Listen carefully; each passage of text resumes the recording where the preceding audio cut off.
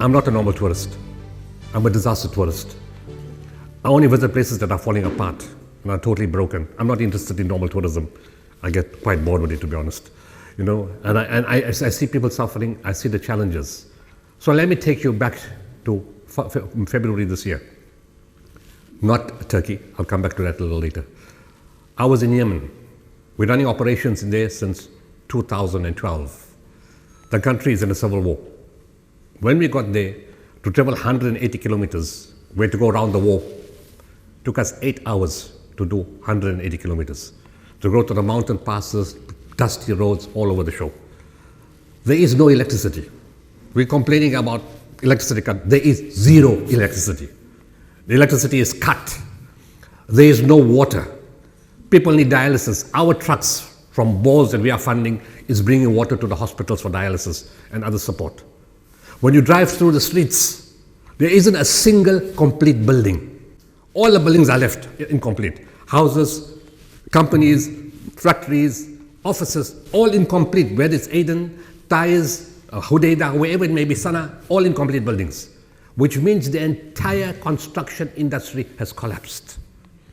Yet when you see the people, they're smiling, they have faith, they have hope, they will continue. We need to take these lessons. You see, we're complaining about ESCOM. Yes, it is a problem. But go around the country. Compare ESCOM during the time of the lockdown. What happened in lockdown? There were no cars in the streets. The hospitality industry collapsed. The planes stopped flying. There were no car guards. Waiters couldn't get a tip. Thousands lost their jobs. Companies closed. Are you seeing anything of that now? Drive all over. Roads are under construction. Housing units are being put up. Buildings are coming up. It's flooded all over where you go. People are everywhere. The hospitality industry is full. I was with the general manager of Emirates Airlines recently, and they said pre-COVID, we had 49 flights a week to South Africa. We're already on 43. Go to the CTICC. The conference is booked right up to 2026. Now please tell me, are mad tourists and mad people coming to a failed state, or people are seeing something that we don't see? They tell you how many people are leaving, and you'll get anxious and worried. Have they told you how many people want to come back? Mario's an estate agent, asked him. People from all over are telling you how many people I want to come back. I've met them myself personally. I get to an airport, and the lady hugs me and she says, I was gone for 20 years. I'm coming back. I'm moving to South Africa again from the UK. I met a lady, she said, I'm married to an American. He must make up his mind whether he wants to stay in this country or he's moving back with me. I'm coming back to South Africa. Last week I met somebody who said, I'm 30 years away out of the country and I've come back. And the mentality, first everybody's scared what we're going to do. But consciously, I've seen a change taking place.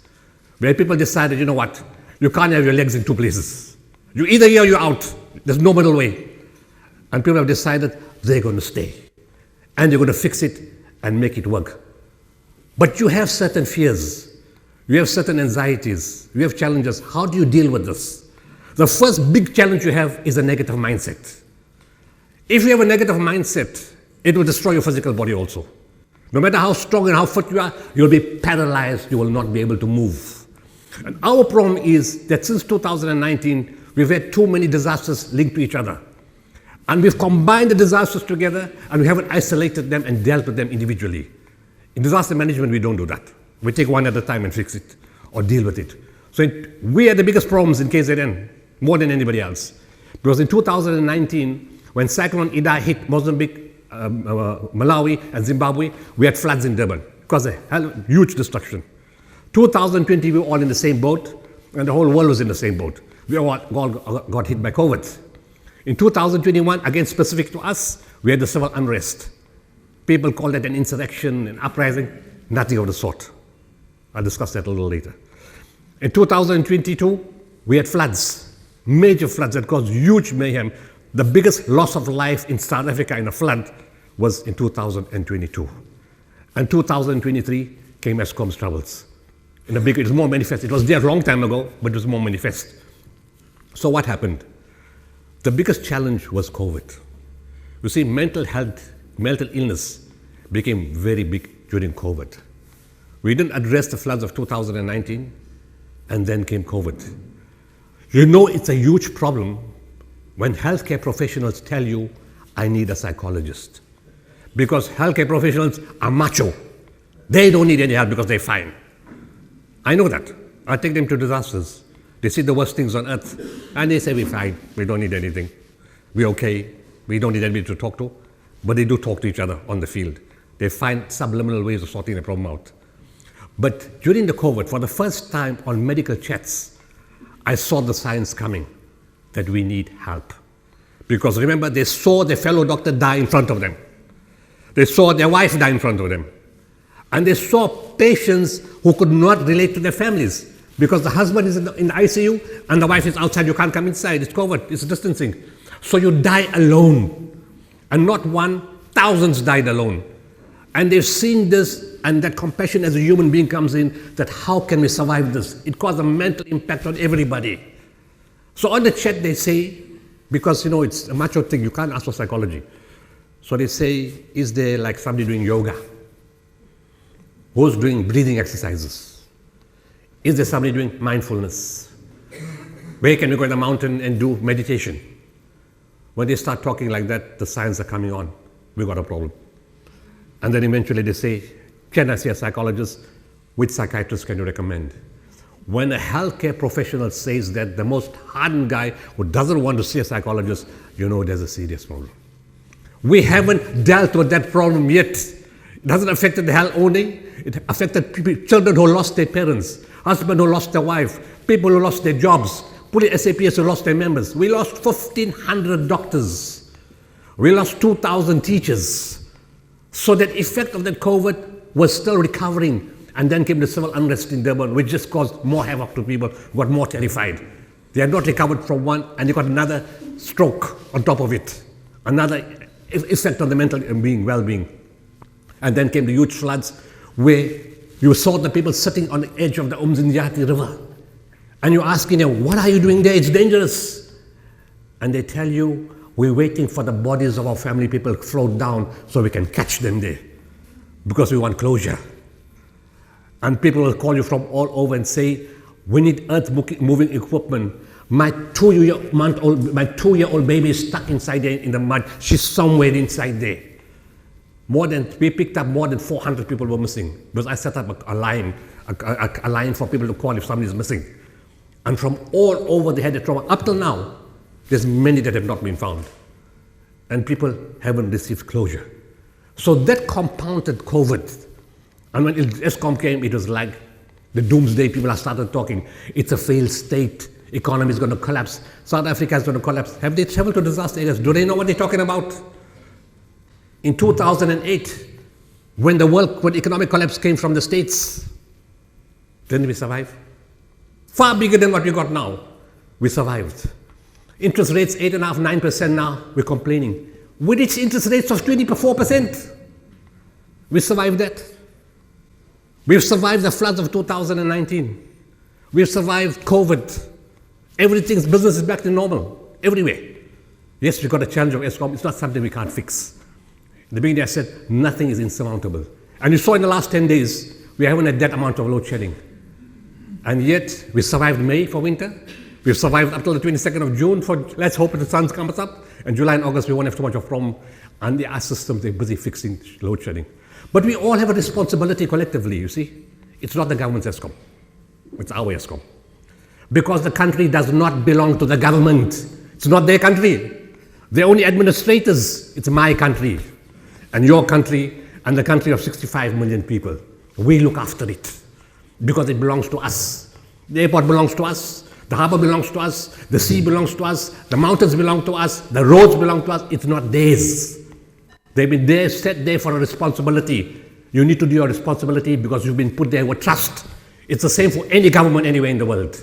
It's not yours. It belongs to the country. And we take responsibility for that and we fix it. Then everybody will say, but I pay tax, company tax, super tax, rates, levy, airport levy, fuel tax and 100 other things. Yes, you do pay that. But can 7.4 million taxpayers' money look after 65 million people? We need to look at that very carefully. Before we keep pointing fingers everywhere, we need to think about it very, very carefully. Offer the country to the Canadians, the Australians, the Germans, anybody in Europe, say, take it. And they look at you and you think, are you mad? 7.4 million taxes, we're going to have a problem with you like the problem you have. We can't look after 65 million people. Those people have been disadvantaged for a long time. Instead of complaining and pointing fingers, as they said, Dennis said, know each other's names, understand each other. We need to understand the context about everything that the so-called fears that we have. They're unfounded. All the fearmongers putting fear into you, you need to understand, will we have social cohesion? Will we have riots? Will we have everything burning down? Is that going to happen? Is the economy going to collapse? None of the above. Go to Sudan and see what's happening right now. They're tearing each other apart. See what has happened in Syria. See what happened in Bosnia. Those kind of things you can't recover from when they happen internally. If they happen from outside, you can fix it. Germany and Japan were flattened in World War II. The superpowers, G7. From the outside they got knocked, they came up again. But when it happens from the inside, that you can't fix. Because it takes years of hate and vengeance and hardship to take it out. But we have a unique nation. We have an absolutely unique nation that will never happen here. I live in the townships. I live in the fields. I'm not in an office. I meet people all the time. So let's go back and see the thing that you are most afraid of. Will the country burn? The country will not burn. You see, 27 April 1994 was a defining moment. Not because the black government replaced the white government. No, that was not the defining moment. Because governments had come and go all the time. In the UK, they got an Indian Prime Minister. And in Scotland, they got a Pakistani Prime Minister. Things come and change, and next time they may have a Chinese guy, who knows. Things come and change all the time. What was significant was that the world's media all came with their war rooms, set up big war room machines everywhere. South Africa, they didn't say it, but they implied it. South Africa is going to burn on the 27th of April. Shops are going to burn, houses are going to burn, people are going to get killed. It's going to be outpouring of frustration of years. Everybody, buy food, stock your houses up, keep your passport ready, you're going to run. Isn't that what I told you? For the world's media, there's all that money that they spent to come here. It was the most boring news story in world history. Nothing happened. People just stood in long queues with respect, with dignity, with patience, and with hope. In nothing that happened, actually, everything happened. Mandela spoke and said it many times, the people have spoken. The people did indeed speak that day without saying the words. Their actions were the words, and they said it without saying it. We will not burn the country. We will not destroy the country. We will hold hands. We will go together. We will have no hate. We will have no vengeance. We had detention without trial. We were tortured. Our family members went missing. We were oppressed in every way. We were treated unjust in every way, but we will forgive. It's an inherent quality of the masses of this country that they're not given to violence. The violence you see is a gangster element, which you get everywhere in the world. And there's a gangster element in the corporates too. There's corporate mafias too. Let's be honest. When I point fingers, look at yourself first. It's there everywhere. So people don't want to burn anything. 95, Mandela followed it up by wearing Francois Pienaars' jersey in the World Cup. Do you know at what risk he did that? Because Afrikaner and rugby was associated with oppression. And he wore it because they were leaders that understood social cohesion. They understood that it was important to be inclusive. So they put the STEM into the national. Show me which country in the world will do that. We need to understand the compromises that were made so that we can all breathe peacefully in this country. It was followed up later What is civil unrest? Everybody calls it a riot. It's not a riot. Do you know what is a riot? And they say insurrection. What is an insurrection? You attack the airport, the harbor, ESCOM. By that they didn't worry about this, it's already finished.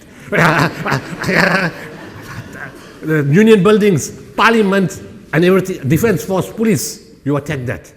No. Where in the history of the world do you have an insurrection where people go and rob a mall? Is that insurrection?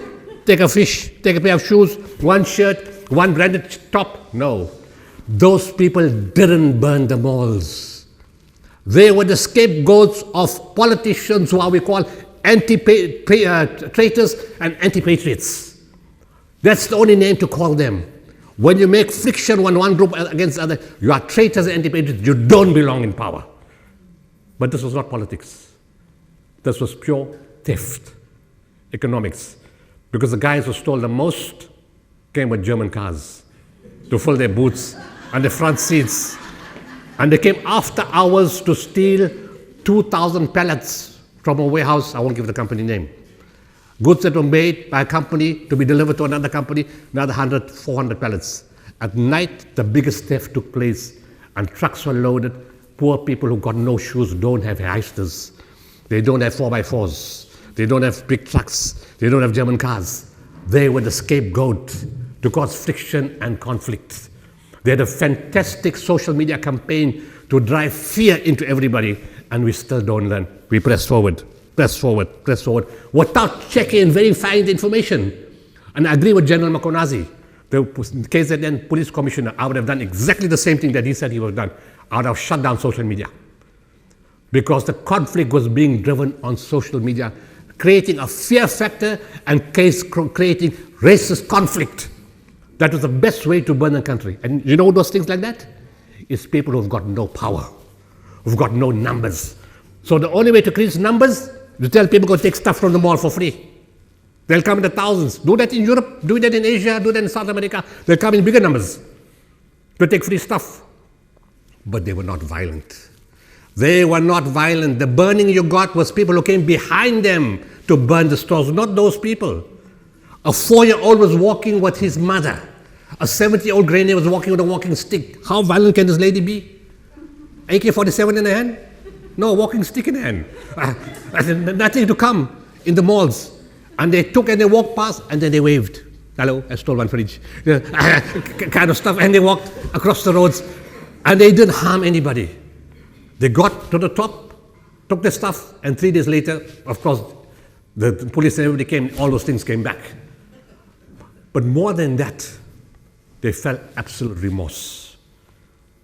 My wife, one of my domestic that used to work for me, lived in the area from where they stole the stuff. Her son came for a bursary. Now my wife's like a FBI, like a CIA. She sat him down. Did you steal? Did you loot? He says yes. He came for a bursary. So she asked him, do you know what loot means? He said, you have to steal. So she asked him, if your mother was alive, what would she have done? He said, my mother would have killed me. Yeah. Because the mother was an outright church-going person, very devout. All the old people were like that. Then she asked him, do you have any regrets? Yes. And so she asked, what is that? He said, I carried the fridge on my back, all the way to the top, and I had to give it back. It's a lack of understanding of the enormity of what has been done. I told my wife, give him the bursary, it's fine. Kids need an opportunity. They follow the masses, they do crazy things, but they don't have malice in them. You see, the spiritual teacher that I met, he says, people may have bad habits. It doesn't make them bad people. And this is a very good boy. Just got caught up in the mess of the crowds at the wrong time, influenced by the anti-patriots and those who commit treason and the traitors, followed their system.